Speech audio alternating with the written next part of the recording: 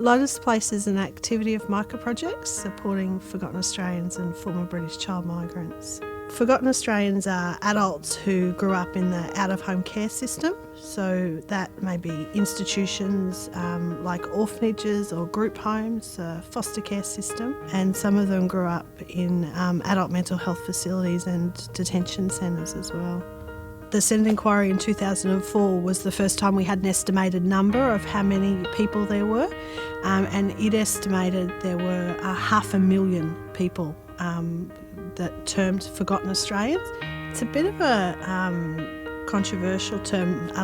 A lot of the people that it describes don't like the term, so we try to avoid using it because it's got so much emotion loaded with it to call someone forgotten.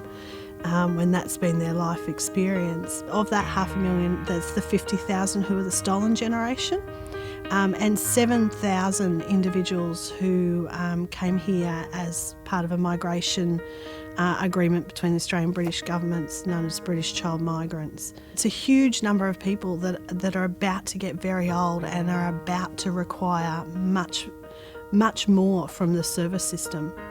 As they're starting to realise that they're going to need more care, whether it be in their home or in an aged care facility. The fear of that institutional response is pretty intense. The fear is about, again, being placed in a position where they lose all power.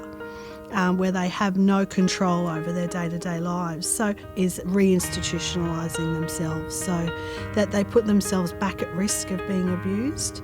It's unthinkable, the abuse that people speak of, and it still shocks me every time I hear it. It still shocks me. One gentleman I work with, he talks about seeing the Indigenous children coming into the institution being put in a metal tub out in the middle for everyone to see, being stripped naked, and then having the carers of the institution scrub them with a scrubbing brush to scrub the black out of them.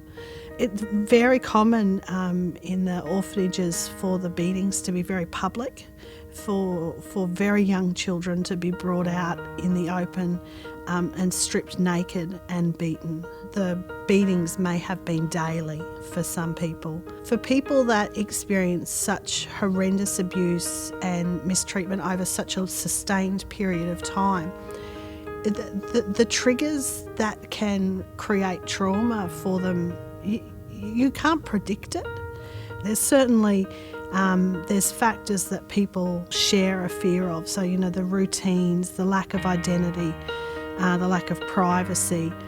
The food is often one that people talk about, the fear of going back to institutional food options.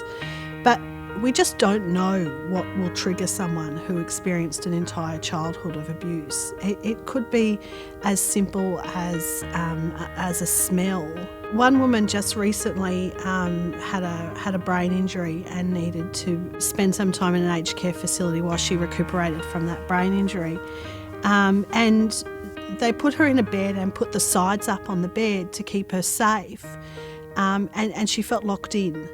So she got a bit freaked out, was screaming and crying, and got really frightened about the sides on the bed being up. And again, their intention was absolutely to keep her safe. They then strapped her down. So where she grew up, they would strap her down to sexually assault her. So in an effort to keep her safe, they've actually made things much worse. She couldn't stay there because that experience was so horrific for her.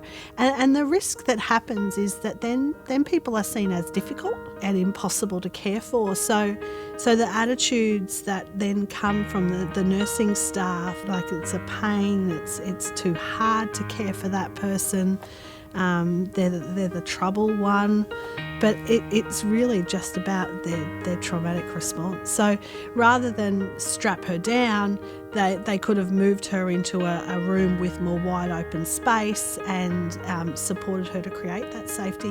And I know that a lot of aged care providers, they don't know to do those things, and that's why we say we'll talk to people. If someone is responding in a way that seems unreasonable or out of context for what's happening, slow down and talk with people and say what's happening for you, what's bothering you here, how can we make that better?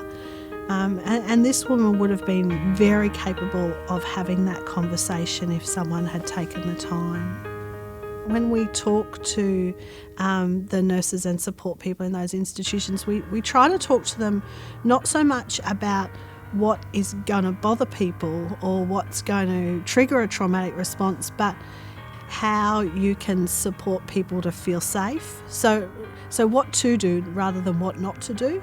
It's about talking to people. It's about asking people to control their own destiny. It's about asking people what their choices are and trusting them to make the decisions that are best for them.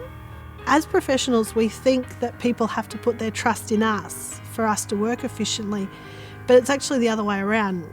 We have to trust them to work with us, to allow us that opportunity to provide that support. Most of the people we work with aren't able to put trust in professionals because the people that should have been most trusted as children were the ones that caused the most significant harm.